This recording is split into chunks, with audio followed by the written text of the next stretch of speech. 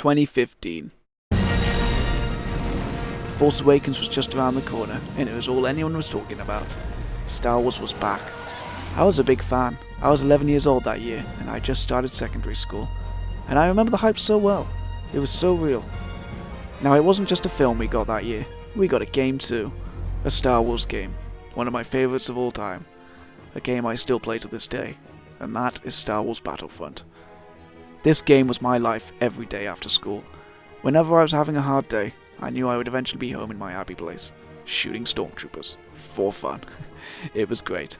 This game captured the magic of Star Wars perfectly. Everything about it was done so well. The maps, the blasters, the sound effects. The game makes you feel like you're actually in the films. Now, I had never played a shooter game before Battlefront. See, I grew up with a Nintendo, and the closest thing I had played was GoldenEye on the N64. Do you know how to use one of these?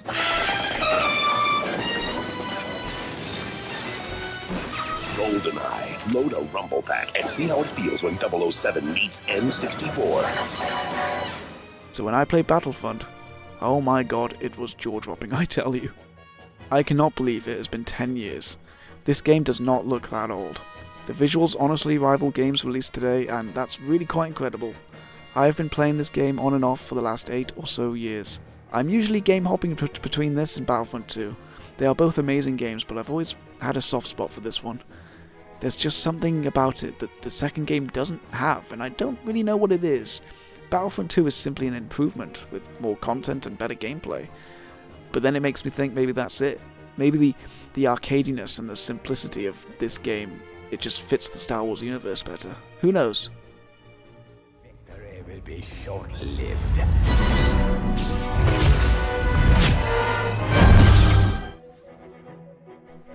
Star Wars Battlefront released on the 17th of November 2015, 1 month before The Force Awakens.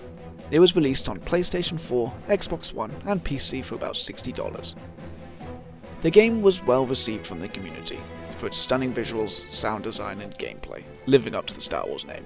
It was a success, selling over 12 million copies as of December 31st, 2015. The game did have its critiques though, primarily for the lack of content it held upon release, and including no traditional single-player campaign, something many players had come to expect. The game was set around the original trilogy era, therefore it had no prequel content whatsoever, which many fans weren't too pleased with, but I think the majority looked past it, and still enjoyed the game for what it was. Overall, Star Wars Battlefront had a solid launch, much better than its sequel I should add, whose launch proved to be very controversial. Now, unlike Battlefront 2, the class system was non-existent in this game. You actually had a bit of freedom in choosing your playstyle. You could mix all the star cards in the game, and could make your own personalised hand. Get it? Hand. Like a hand of cards? No. Well, that's what they called it. I really did like this feature, and it gave the game some replayability. Feel like playing as a sniper? Then create a hand for that. This is what kept me around for so long. I will say, the star cards are not very balanced in this game, and that's definitely where Battlefront 2 was an improvement. You know the Vanguard in Battlefront 2? Well, that gun is a star card in this game, named the Scatter Gun, and it is basically a one-shot shotgun. It is nearly always a one-shot, and a lot of players hate it, and that basically means everyone uses it. Fight fire with fire, am I right? The custom playstyles means infantry combat in this game is absolutely wild. It's chaos and somehow still a lot of fun. The game had a decent selection of blasters. On release, there were 11 blasters you could unlock through progression. You had pistols, rifles, and heavy blasters, and they all felt unique to their own. I really like how they looked in this game. They felt powerful, and they looked like lasers when shot. I know that's funny to say, but it was something I felt that was off in Battlefront 2. The bolts were slower in Battlefront 1. You could see them better as they travelled across the map. The time to kill was a lot faster too, so you really had to keep your wits about you. After all the updates, the game was left with 22 blasters, and like the star cards, there were definitely blasters better than others. For example, the infamous EE4. You might recognise this as the blaster operated by the Specialist in Battlefront 2. This thing is a killing machine in this game. I have most certainly died more to this blaster than any other. It will shred you in seconds, and it's honestly why most people use that scattergun I mentioned. The blaster is semi-automatic, and requires one pull of the trigger for each shot. but I learned after a while of playing this game that players were somehow cheating with this blaster. I don't fully understand it, but apparently people can buy some sort of controller that allows them to full auto this bad boy, and it basically makes it 10 times deadlier for everyone else.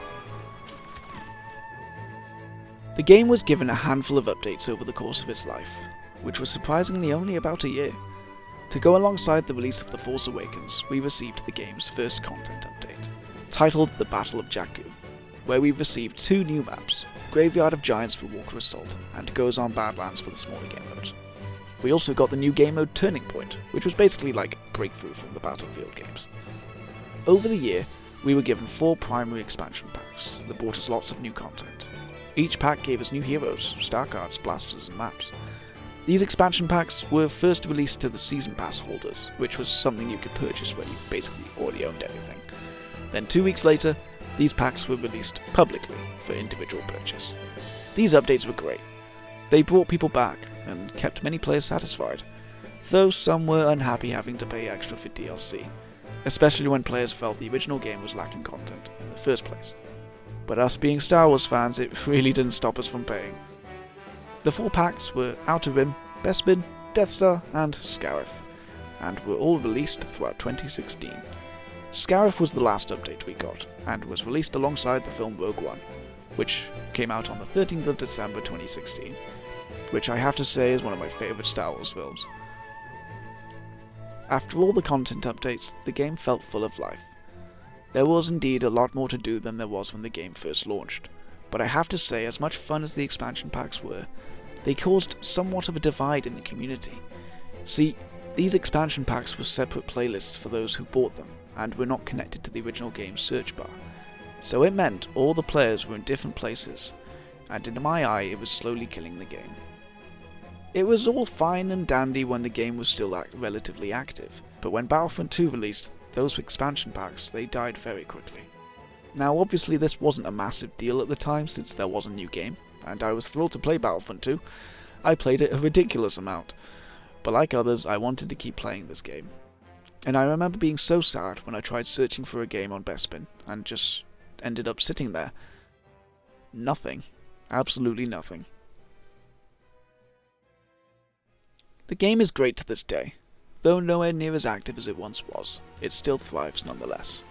I play on PlayStation and I never really have trouble finding a game. You have better luck searching for smaller game modes like Cargo, but you can still find the big game modes too, like Walker Assault. Just play on the weekends, you have better luck. The state of the game is weird. You come across the same players a lot. I recognise most usernames I see, and it really is like a small community, where everyone knows your name. You'll remember which players are good, and you know who is ridiculously good. I soon learned, after a while of playing, that on the weekends sometimes players will organise a revival session, where one of those 4 expansion packs that see no activity whatsoever is revived for a few hours by the community. And honestly, it is so much fun. To play those maps once again after all these years is so refreshing and really quite nostalgic. I'm hoping for the game's 10th anniversary we see a rise in players. Even if it's just a handful of players, that would be really awesome. It really is a great game. It has to be since I've played it for so long, and it deserves it. So if you feel like playing it again, or maybe you've never played it at all, I highly suggest you give it a go. It really is a lot of fun. And think about it. We'd only be proving to the developers that we are in need of a Battlefront 3. We want Battlefront 3. So why not revive this game? We've done it with Battlefront 2 numerous times now, so it's only fair we did the same with the first one. Congratulations, Star Wars Battlefront. Happy 10th anniversary. Now if you made it this far into the video, I want to thank you. Here's a cookie. I hope you enjoyed, and please let me know what you like of this game. If it's special to you or your experience with it, love to hear it. Thanks for watching, and may the Force be with you.